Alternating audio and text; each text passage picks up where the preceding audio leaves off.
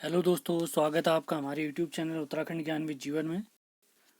रात 8 बजे जो हमारी प्रैक्टिस सीरीज चलती है, जिसमें हम उत्तराखंड के प्रैक्टिस सेट और सामान्य ज्ञान जीएस के प्रैक्टिस सेट देखते हैं। उसमें आज हम देखेंगे जीएस का प्रैक्टिस सेट भाग 18।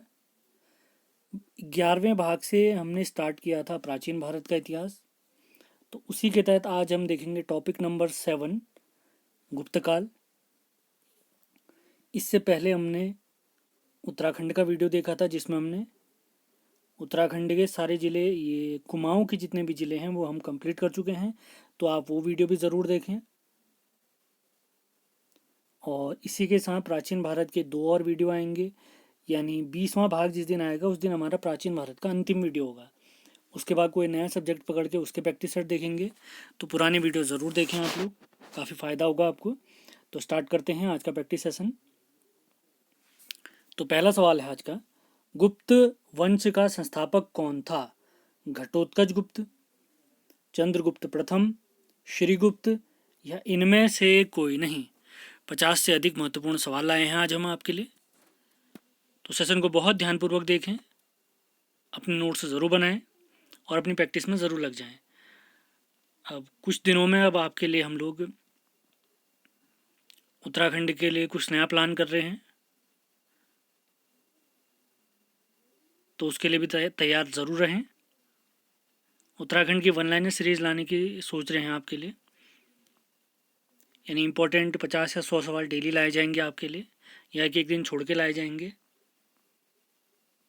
जो काफ़ी महत्वपूर्ण होंगे। तो पहले सवाल का सही जवाब है श्रीगुप्त। तुरंत सभी लोग जवाब देंगे, काफ़ी इंपॉर्टेंट सवाल है। अगला सवाल है, गुप्त किसके सामंत थे? मौर्यों के, कुषाणों के, सातवाहनों के या इनमें से कोई नहीं? गुप्त किसके सामंत थे? मौर्यों के, कुषाणों के, सातवाहनों के या इनमें से कोई नहीं? काफ़ी महत्वपूर्ण सवाल है, तो सभी लोग तुरंत जवाब देंगे। तो दूसरा सवाल आज का हमारा, गुप्त किसके सामंत थे?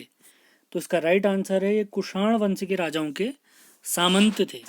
सामंत एक प्रकार से मंत्री भी कह सकते हैं इनको। अगले सवाल पे चलते हैं, गुप्त वंश के किस शासक ने सर्वप्रथम महाधिराज की उपाधि धारण की? श्रीगुप्त, चंद्रगुप्त प्रथम, घटोत्कच गुप्त या समुद्रगुप्त? गुप्त वंश के किस शासक ने सर्वप्रथम महाधिराज की उपाधि धारण की? टाइम वेस्ट बिल्कुल नहीं करेंगे हम, तुरंत आंसर दें सभी लोग। तो तीसरे सवाल का राइट आंसर है चंद्रगुप्त प्रथम। अगले सवाल पे चलते हैं। सारे टॉपिक मैं आपको पहले ही बता देता हूँ कि हम किस चीज़ का टेस्ट लेने वाले हैं। अगला सवाल है, सूची 1 को सूची 2 से मिलाना है, यानी प्रयाग इलाहाबाद प्रशस्ति लेख ये किनसे रिलेटेड है? बिलसड़ अभिलेख ये किनसे रिलेटेड है? भीतरी अभिलेख किनसे रिलेटेड है? और मंदसौर लेख ये किनसे रिलेटेड है, हमने बताना है। हमारे ऑप्शन भी दिए गए हैं, आप देख सकते हैं यहाँ पे, काफ़ी महत्वपूर्ण सवाल है। तो इसका राइट आंसर है option number A. Option number A का मतलब क्या है? 1 2 3 4, यानी प्रयाग स्तंभ लेख किन का है? समुद्रगुप्त का है। बिलसड़ स्तंभ लेख कुमारगुप्त का है। भीतरी स्तंभ लेख स्कंदगुप्त का है। और मंदसौर लेख बंधु वर्मन का है। ध्यान दे सभी लोग, बंधु वर्मन। अगले सवाल पे चलते हैं, पांचवें सवाल पे, गुप्त शासन के दौरान निम्न में से ऐसा व्यक्ति कौन था जो एक महान खगोल विज्ञानी और गणितज्ञ था? भानुगुप्त, बाणभट्ट, आर्यभट्ट या वराह मिहिर?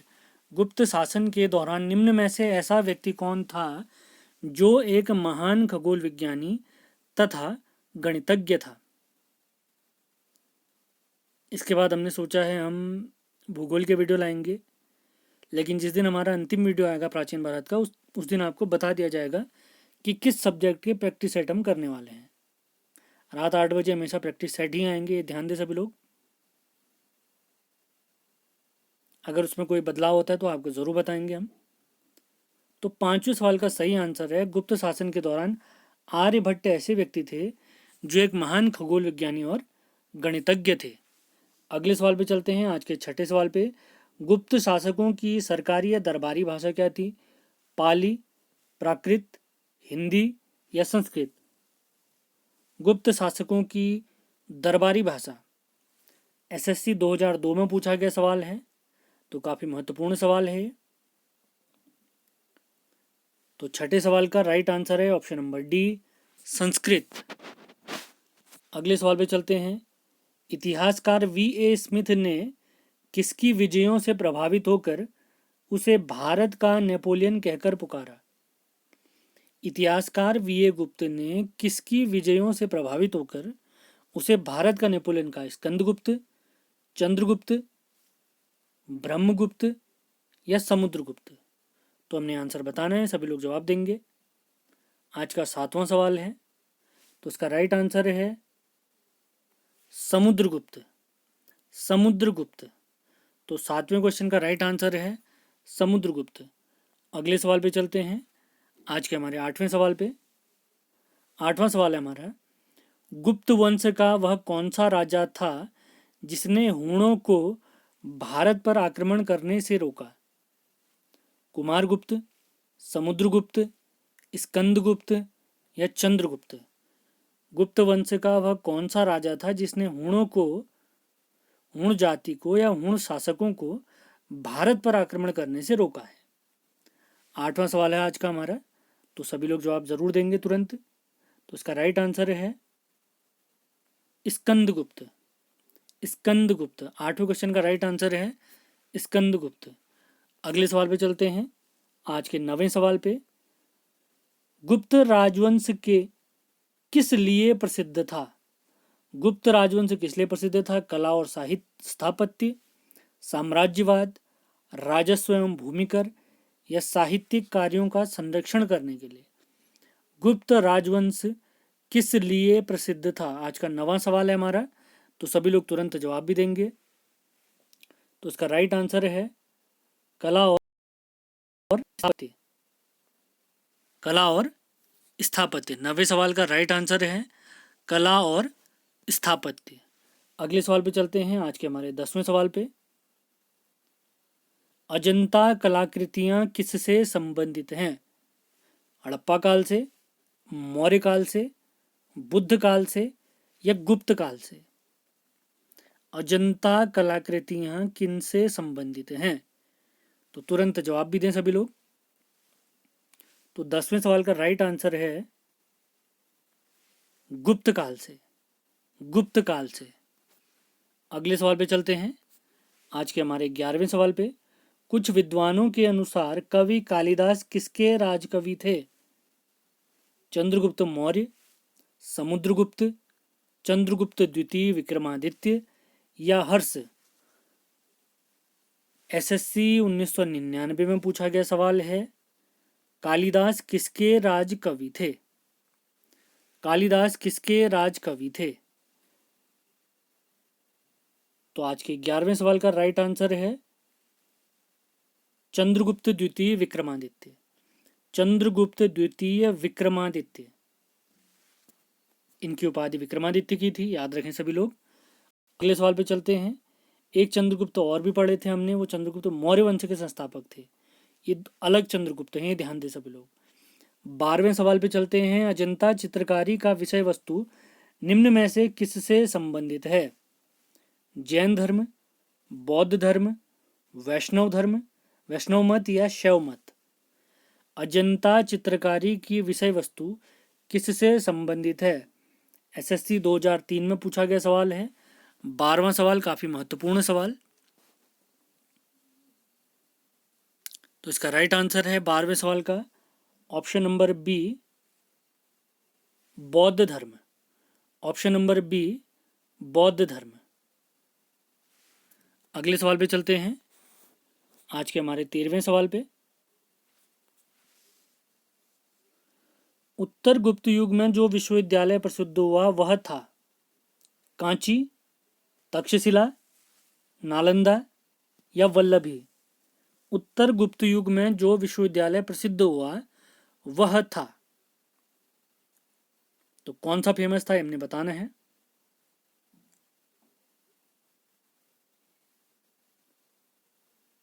आज का 13वां सवाल है हमारा, काफी महत्वपूर्ण सवाल है। तो इसका राइट आंसर है आज के 13वें सवाल का राइट आंसर है option number C, Nalanda. Nalanda Nalanda कहाँ स्थित है, कोई अगर जानते हैं तो ज़रूर बताएं। अगले सवाल पे चलते हैं, आज के हमारे 14वें सवाल पे। ऐरण अभिलेख का संबंध किस शासक से है? ऐरण अभिलेख का संबंध किस शासक से है? ब्रह्मगुप्त, चंद्रगुप्त, चंद्रगुप्त द्वितीय या भानुगुप्त? ऐरण अभिलेख का संबंध किस शासक से है? ऐरण अभिलेख का संबंध किस शासक से है? तो इसका राइट आंसर है भानुगुप्त। 14वें सवाल का राइट आंसर है ऑप्शन नंबर डी, भानुगुप्त। अगले सवाल पे चलते हैं, आज के 15वें सवाल पे। फाहियान किसके शासनकाल में भारत आया था? चंद्रगुप्त प्रथम, अशोक, हर्षवर्धन या चंद्रगुप्त द्वितीय? फाहियान किसके शासनकाल में भारत आया था?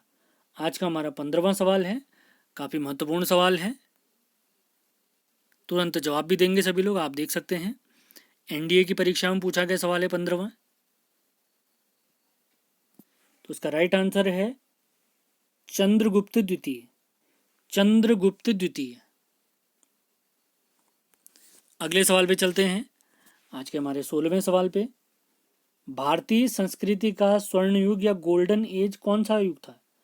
मौर्य काल, राजपूत काल, चोल काल या गुप्त काल? आरआरबी 2004 में पूछा गया सवाल है। किस समय को या किस काल को भारतीय संस्कृति का या इंडियन कल्चर का स्वर्ण युग कहा जाता है? 16वां सवाल है, काफ़ी महत्वपूर्ण सवाल है। तो इसका राइट आंसर है ऑप्शन नंबर डी, गुप्त काल। गुप्त काल। अगले सवाल पे चलते हैं, आज के हमारे 17वें सवाल पे। फाहियान कहाँ का निवासी था? भूटान, अमेरिका, चीन या बर्मा? फाहियान कहाँ का निवासी था? आज का 17वां सवाल है, तो सभी लोग तुरंत जवाब भी जरूर दें।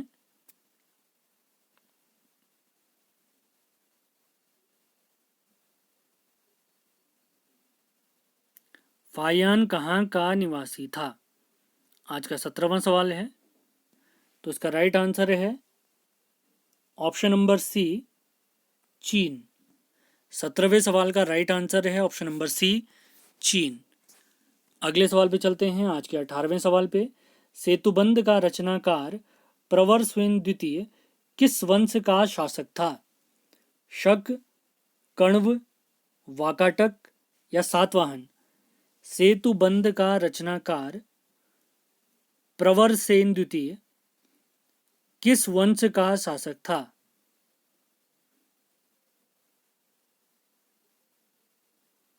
18वां सवाल है आज का। तो 18वें सवाल का हमारा राइट आंसर है ऑप्शन नंबर सी, वाकाटक। किस राजवंश का? वाकाटक राजवंश का। ध्यान देंगे सभी लोग। अगले सवाल पे चलते हैं, काफ़ी महत्वपूर्ण सवाल है। अगला जो हमारा का जीएस सीरीज का जो अगला वीडियो आएगा उसमें हम देखें उत्तर गुप्त काल, यानी गुप्त काल समाप्त होने के बाद कौन कौन से राजवंश आए, उनसे रिलेटेड महत्वपूर्ण सवाल देखेंगे। और उसके बाद जो अंतिम वीडियो आएगा प्राचीन भारत का, उसमें मिक्स सवाल देखेंगे हम। यानी इसके बाद जो जीएस सीरीज में प्राचीन भारत के वीडियो आने हैं वो केवल 2 वीडियो आने वाले हैं। इसी के साथ हमारा प्राचीन भारत का इतिहास समाप्त हो जाएगा। प्रश्नों के माध्यम से आधुनिक भारत हम पहले ही समाप्त कर चुके हैं, उनमें डिटेल हमने समझाया भी है, और यहाँ पर परीक्षा की दृष्टि से हम केवल प्रश्नों को सॉल्व कर रहे हैं। अगर आप लोग चाहते हैं मैं इन चीज़ों को डिटेल में समझाऊं तो ज़रूर कमेंट बॉक्स में लिख के ज़रूर बताएं। जितने ज़्यादा कमेंट आएंगे उसी हिसाब से मैं सब्जेक्ट को पूरा समझा कर आगे बढ़ाऊँगा। नहीं तो ये सीरीज प्रश्नों के माध्यम से लगातार चलती रहेगी, ये मैं आपको बता चुका हूँ। 19वां सवाल है, किस गुप्तकालीन शासक को कविराज कहा जाता है? श्रीगुप्त, चंद्रगुप्त द्वितीय, समुद्रगुप्त या स्कंदगुप्त? आज का 19वां सवाल है, किस गुप्तकालीन शासक को कविराज कहा जाता है? आज का हमारा 19वां सवाल है, तो इसका राइट आंसर है option number C, Samudragupta. Samudragupta. अगले सवाल पे चलते हैं, आज के 20वें सवाल पे। स्कंदगुप्त को किस स्तंभ लेख में शक्रोपम कहा गया है? कहोम स्तंभ लेख, जूनागढ़ अभिलेख, प्रयाग प्रशस्ति या मंदसौर लेख? स्कंदगुप्त को किस स्तंभ लेख में शक्रोपम कहा गया है? आज का हमारा 20वां सवाल है, तो सभी लोग तुरंत जवाब भी जरूर दें, टाइम वेस्ट बिल्कुल न करें। तो आज के हमारे 20वें सवाल का राइट आंसर है कहोम स्तंभ लेख। कहोम स्तंभ लेख। अगले सवाल पे चलते हैं, आज के हमारे 21वें सवाल पे। श्रीलंका के राजा मेघवर्मन ने किस स्थान पर भगवान बुद्ध का मंदिर बनवाने के लिए समुद्रगुप्त से अनुमति मांगी थी? प्रयाग, बोधगया, कुशीनगर या अमरावती? आज का हमारा 21वां सवाल है। श्रीलंका के राजा मेघवर्मन ने किस स्थान पर भगवान बुद्ध का मंदिर बनवाने के लिए समुद्रगुप्त से अनुमति मांगी थी? आज का हमारा 21वां सवाल है, तो 21वें सवाल का राइट आंसर है ऑप्शन नंबर बी, बोधगया। अगले सवाल पे चलते हैं, आज के हमारे 22वें सवाल पे। मंदिर निर्माण कला का जन्म सर्वप्रथम कब हुआ? मौर्य काल में, गुप्त काल में, कुषाण काल में या सैंधव काल में? मंदिर निर्माण कला का जन्म सर्वप्रथम कब हुआ? आज का हमारा 22वां सवाल है, काफी महत्वपूर्ण सवाल है, तो तुरंत जवाब भी दें सभी लोग। तो 22वें सवाल का राइट आंसर है ऑप्शन नंबर बी, गुप्त काल में। मंदिर निर्माण कला का जन्म गुप्त काल में हुआ। अगले सवाल पे चलते हैं, आज के 23rd क्वेश्चन पे, तुरंत जवाब भी दें सभी लोग। चंद्रगुप्त द्वितीय ने विक्रमादित्य की उपाधि कब धारण की? शकों का उन्मूलन यानी समाप्त करने के बाद, गुप्त सिंहासन पर बैठने के बाद, चांदी के सिक्के जारी करने पर या उपर्युक्त सभी? चंद्रगुप्त द्वितीय ने विक्रमादित्य की उपाधि कब धारण की? आज का हमारा 23वां सवाल है। चंद्रगुप्त द्वितीय ने विक्रमादित्य की उपाधि कब धारण की? तो इसका राइट आंसर है ऑप्शन नंबर ए, शकों का उन्मूलन यानी उनको हराने के बाद, उनको पूर्णतः समाप्त करने के बाद। अब देखते हैं आज का हमारा 24वां सवाल। 24वां सवाल है, गुप्त काल के सर्वाधिक लोकप्रिय देवता कौन थे? शिव, विष्णु, बुद्ध या सूर्य? भगवान शिव, भगवान विष्णु, भगवान बुद्ध या सूर्यदेव? गुप्त काल के सर्वाधिक लोकप्रिय देवता कौन थे? तो इसका राइट आंसर है ऑप्शन नंबर बी, विष्णु, भगवान विष्णु। अगले सवाल पे चलते हैं, आज के हमारे 25वें सवाल पे। चंद्रगुप्त द्वितीय ने अपनी किस विजय की खुशी में चांदी के विशेष सिक्के जारी किए? ऑप्शन है हमारे, बाल्हिक प्रदेश को जीतने के बाद, हूणों को परास्त करने के बाद, शकों को पराजित करने के बाद या इनमें से कोई नहीं? तो सभी लोग तुरंत जवाब भी दें। किस विजय के बाद चंद्रगुप्त द्वितीय ने चांदी के विशेष सिक्के जारी किए? आज का हमारा 25वां सवाल है, तो इसका राइट आंसर है ऑप्शन नंबर सी, शकों को पराजित करने के बाद। शकों को पराजित करने के बाद। अगले सवाल पे चलते हैं, आज के हमारे 26वें सवाल पे। मेहरौली दिल्ली स्थित लौह स्तंभ लेख का निर्माण किस सदी में हुआ है? किस सेंचुरी में हुआ है? चतुर्थ सदी में, सप्तम सदी में, तृतीय सदी में या द्वितीय सदी में? तो तुरंत जवाब दे सभी लोग। एनडीए 1998 में पूछा गया सवाल है ये। मेहरौली लौह स्तंभ लेख का निर्माण किस सदी में हुआ है? आज का हमारा 26वां सवाल है, काफ़ी इंपॉर्टेंट सवाल। तो इसका राइट आंसर है ऑप्शन नंबर ए, चतुर्थ सदी में यानी 4th सेंचुरी में। अगले सवाल पे चलते हैं, आज के हमारे 27वें सवाल पे। 27वां सवाल है आज का हमारा, फाहियान और वेन्सांग ने कौन से राज्यों को देखा, क्रमशः कौन से राज्यों को देखा?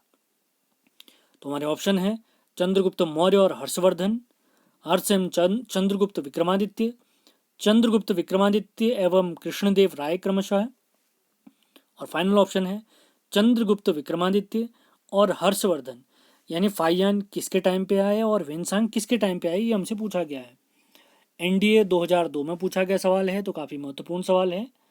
तो 27वें सवाल का सभी लोग जवाब दें तुरंत। आज का 27वां सवाल, तो 27वें सवाल का राइट आंसर है option number D, Chandragupta Vikramaditya और हर्षवर्धन। यानी फाहियान जो आए थे चंद्रगुप्त के टाइम पे आए थे और वेन्सांग आए थे हर्षवर्धन के टाइम पे। अगले सवाल पे चलते हैं, आज के 28वें सवाल पे। धन्वंतरी थे, ये कौन थे? चंद्रगुप्त मौर्य के विख्यात जनरल, चंद्रगुप्त विक्रमादित्य के राजदरबार के नवरत्न में से एक जो कि प्रसिद्ध चिकित्सक थे, और अगला ऑप्शन है हर्ष के समय के एक प्रसिद्ध नाटककार, और फाइनल ऑप्शन है हमारा अशोक के राज दरबार में संगीतज्ञ। तो धन्वंतरी कौन थे, ये हमसे पूछा गया सवाल है, तो काफ़ी इंपॉर्टेंट सवाल है। आज का हमारा 28वां सवाल, तो 28वें सवाल का राइट आंसर है option number B, Chandragupta Vikramaditya के दरबार में नवरत्न जो कि एक प्रसिद्ध चिकित्सक थे। धन्वंतरी चंद्रगुप्त विक्रमादित्य के नवरत्न में से एक थे और प्रसिद्ध चिकित्सक थे। अगले सवाल पे चलते हैं, 29वें सवाल पे। गुप्तकालीन शासन प्रणाली किस प्रकार की थी? राजतंत्रात्मक, लोकतंत्रात्मक, गणतंत्रात्मक, या इनमें से कोई नहीं? तो तुरंत जवाब भी दें सभी लोग 29वें सवाल का। CDS 2003 में पूछा गया सवाल है, तो काफ़ी महत्वपूर्ण सवाल जान के चलें। आज का 29वां सवाल, तो 29वें सवाल का हमारा राइट आंसर है ऑप्शन नंबर ए, राजतंत्रात्मक। यानी जो मुखिया होगा राज्य का वो राजा होगा, ऐसे हम इसको समझ सकते हैं राजतंत्र में। अगले सवाल पे चलते हैं, आज के 30th क्वेश्चन पे। फाहियान द्वारा रचित ग्रंथ फोक्योकी में निम्न में से किसका विवरण नहीं मिलता है? बौद्ध धर्म के सिद्धांतों का, बौद्ध राज्यों का, गौतम बुद्ध के उपदेशों का, या फाइनल ऑप्शन है बौद्ध मंदिरों, स्तूपों एवं विहारों का।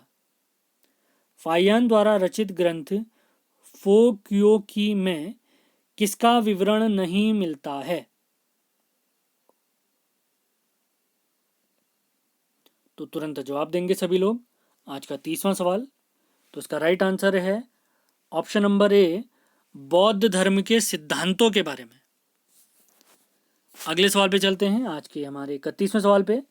गुप्त स्थापत्य कला का सर्वोत्कृष्ट मंदिर निम्न में से कौन सा है? हमारे ऑप्शन है भीतर गांव का मंदिर, देवगढ़ का दशावतार मंदिर, भूमरा का शिव मंदिर, या तिगवा का विष्णु मंदिर। आज का 31वां सवाल है हमारा, तो सभी लोग जवाब जरूर देंगे, तुरंत जवाब दें सभी लोग।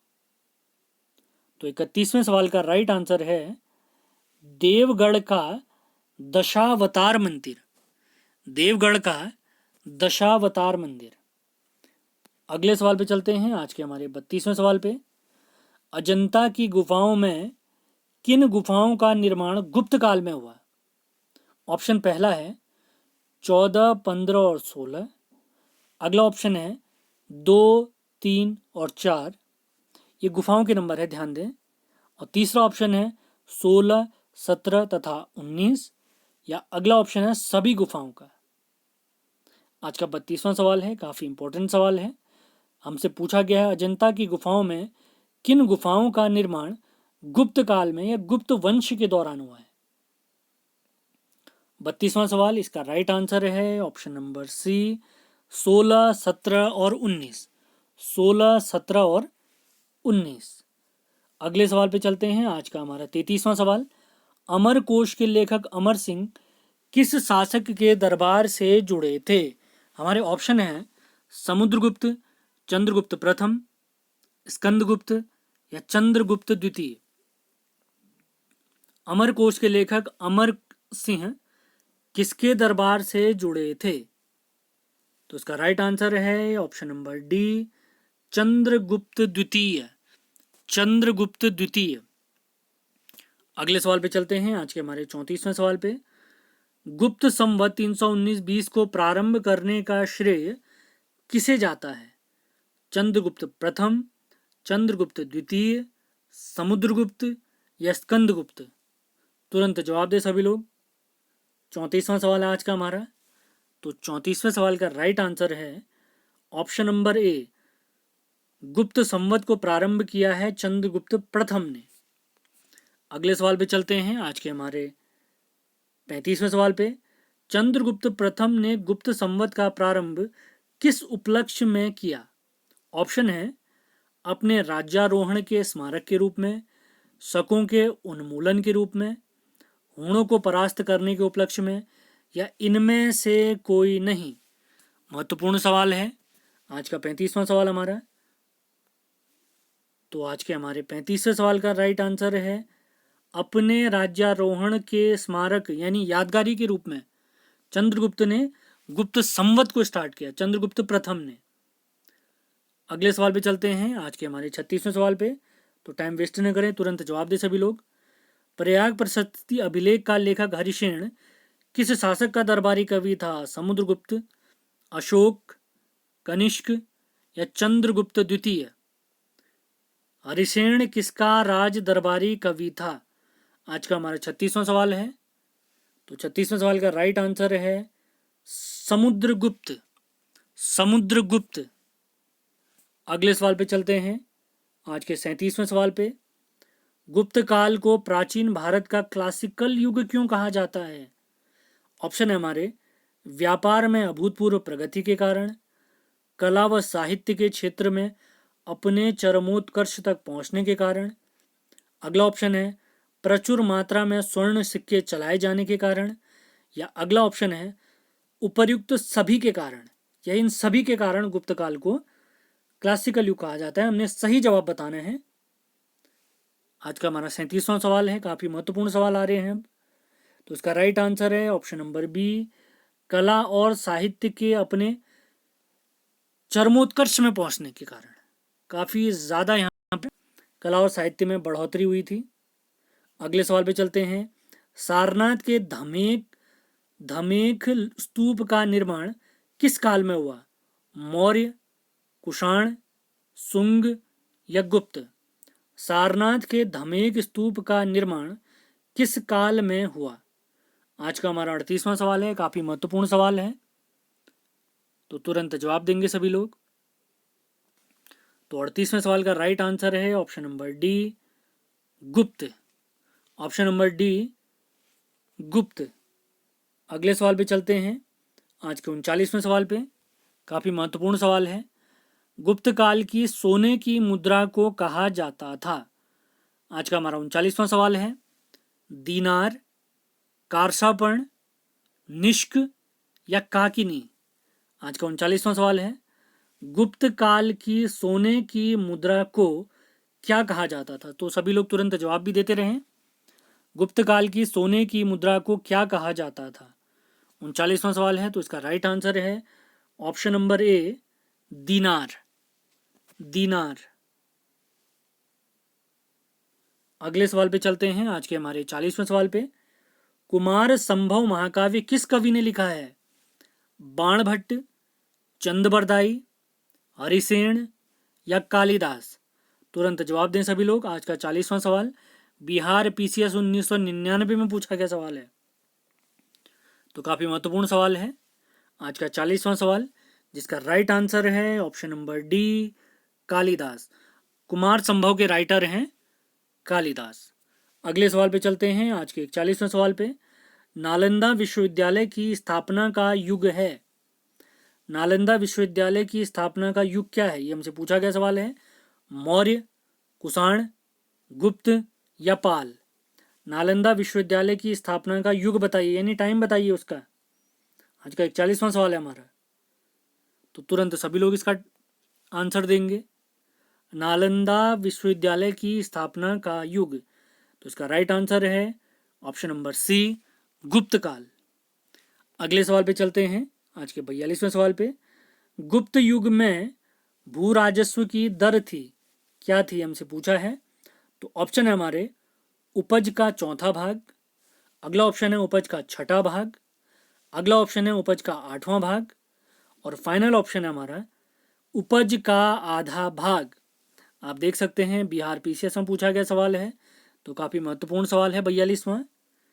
तो 42वें सवाल का राइट आंसर है ऑप्शन नंबर बी, उपज का छठा भाग, उपज का छठा भाग। अगले सवाल पे चलते हैं। अब आज के अंतिम सवालों की तरफ हम जा रहे हैं। आज का 43वां सवाल, नगरों का क्रमिक पतन किस काल की एक महत्वपूर्ण विशेषता थी? गुप्त काल, पतन माने समाप्ति, प्रतिहार काल, राष्ट्रकूट या सातवाहन युग।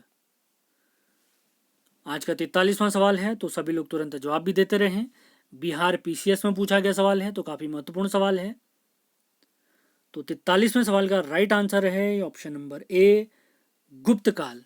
यानी इसके बाद ही जो हमारे नगर होते थे उनका पतन होना स्टार्ट हो गया। आज के 44वें सवाल की तरफ चलते हैं। तो 44वां सवाल है, किस वंश के शासकों ने मंदिरों एवं ब्राह्मणों को सबसे अधिक ग्राम अनुदान में दिए या दान में दिए? गुप्त वंश, पाल वंश, राष्ट्रकूट वंश या प्रतिहार? महत्वपूर्ण सवाल है, बिहार पीसीएस में पूछा गया सवाल है ये। तो 44वें सवाल का सभी लोग तुरंत जवाब देते रहें।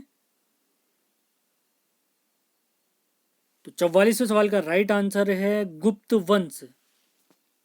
लगातार जो प्रैक्टिस सेट ज्वाइन करते रहेगा, वीडियो देखते रहेगा, उम्मीद है उसको बहुत फ़ायदा मिलेगा, क्योंकि इसी प्रकार के प्रश्न पेपरों में पूछे भी जाते हैं। और ये आप देख सकते हैं सारे सवाल हमारे पूछे गए सवाल हैं। अगले सवाल की तरफ चलते हैं। दिल्ली के मेहरौली के कुव्वत उल इस्लाम मस्जिद के प्रांगण में स्थित प्रसिद्ध लौह स्तंभ किसकी स्मृति में है, किसकी याद में है? अशोक, चंद्र, हर्ष या अनंगपाल? यूपी पीसीएस में पूछा गया सवाल है, तो महत्वपूर्ण सवाल जान के चलें इसे। आज का 45वां सवाल है, तो इसका राइट आंसर है ऑप्शन नंबर बी, चंद्रगुप्त। चंद्र लिखा हुआ है यहाँ पर, तो ध्यान दें चंद्रगुप्त है। अगले सवाल पे चलते हैं। आज के हमारे 46वें सवाल पे, महत्वपूर्ण सवाल, कालिदास द्वारा रचित मालविकाग्निमित्रम नाटक का नायक था पुष्यमित्र शुंग, गौतमी पुत्र सातकर्णी, अग्निमित्र या चंद्रगुप्त द्वितीय? मालविकाग्निमित्रम का नायक कौन था? महत्वपूर्ण सवाल है, यूपी पीसीएस 1998 की परीक्षा में पूछा गया सवाल है। तो 46वें सवाल का हमारा राइट आंसर है option number C, Agnimitra. Agnimitra Kalidasa की पुस्तक है मालविकाग्निमित्र। अगले सवाल की तरफ चलते हैं। आज के हमारे 47वें सवाल पे, समुद्रगुप्त की सैनिक उपलब्धियों का वर्णन उसके किस अभिलेख में उपलब्ध है? ऐरण अभिलेख में, गया में, नालंदा के अभिलेख में या प्रयाग के अभिलेख में? काफ़ी महत्वपूर्ण सवाल है, तो सभी लोग जवाब देते रहें, टाइम वेस्ट बिल्कुल न करें। आज का हमारा 47वां सवाल है। तो 47वें सवाल का हमारा राइट आंसर है option number D, Prayag. Samudragupta की सैनिक उपलब्धियों का वर्णन उसके प्रयाग के अभिलेख में है। ध्यान दे सभी लोग। आज के अंतिम सवालों की तरफ बढ़ रहे हैं हम। तो अगला सवाल है 48वां सवाल, निम्न में से किस काल में स्त्रियों की पुरुषों से बराबरी थी? गुप्त काल में, मौर्य काल में, चोल काल में या इनमें से कोई नहीं? सेशन पसंद आ रहे हैं तो इनको लाइक शेयर ज़रूर करें। निम्न में से किस काल में स्त्रियों की पुरुषों से बराबरी थी, यानी उन्हीं के बराबर इनको अधिकार प्राप्त थे? यूपी पीसीएस में पूछा गया सवाल है। तो आज के 48वें सवाल का राइट आंसर है गुप्त काल। इस युग को स्वर्ण काल कहने का एक रीज़न यह भी होना चाहिए, क्योंकि स्त्रियों को पुरुषों के बराबर अधिकार प्राप्त थे। अगले सवाल पे चलते हैं। आज के 49वें सवाल, कौन सा राजवंश हूणों के आक्रमण से अत्यधिक विचलित हुआ? मौर्य, कुषाण, गुप्त या शुंग? यूपी पीसीएस 1993 की परीक्षा में पूछा गया सवाल है, तो काफ़ी महत्वपूर्ण सवाल है। आज का 49वां सवाल, तो तुरंत जवाब भी देते रहें सभी लोग। आज के अंतिम दो सवाल हैं इसके बाद। तो उसका राइट आंसर है ऑप्शन नंबर सी, गुप्त। अगले सवाल पे चलते हैं, आज के 50वें सवाल पे। अर्धशतक हो गया हमारा। निम्न में से कौन सा नाटक कालिदास ने नहीं लिखा था? मालविकाग्निमित्रम, अभिज्ञान शाकुंतलम, विक्रमोर्वशीयम या जानकी हरण। कौन सा नाटक कालिदास जी ने नहीं लिखा था? MPPCS 2005 में पूछा गया सवाल। काफी महत्वपूर्ण सवाल, आज का 50वां सवाल है। तो इसका राइट आंसर है, इंपॉर्टेंट मान के चले सवाल को, ऑप्शन नंबर डी, जानकी हरण। अब देखते हैं आज का हमारा अंतिम सवाल। अजंता गुफाओं के सरीखी जैसी गुफाएं मध्य प्रदेश में कहाँ स्थित हैं? यानी अजंता की जैसी जो गुफाएं हैं उसी जैसी गुफाएं कहाँ स्थित है मध्य प्रदेश में? ऑप्शन है, पहला ऑप्शन है बाग या धार, अगला ऑप्शन है उदयगिरी विदिशा में, तीसरा ऑप्शन है मांडू, या अगला ऑप्शन है फाइनल ऑप्शन कहीं नहीं। आज का 51वां सवाल, आज का अंतिम सवाल है।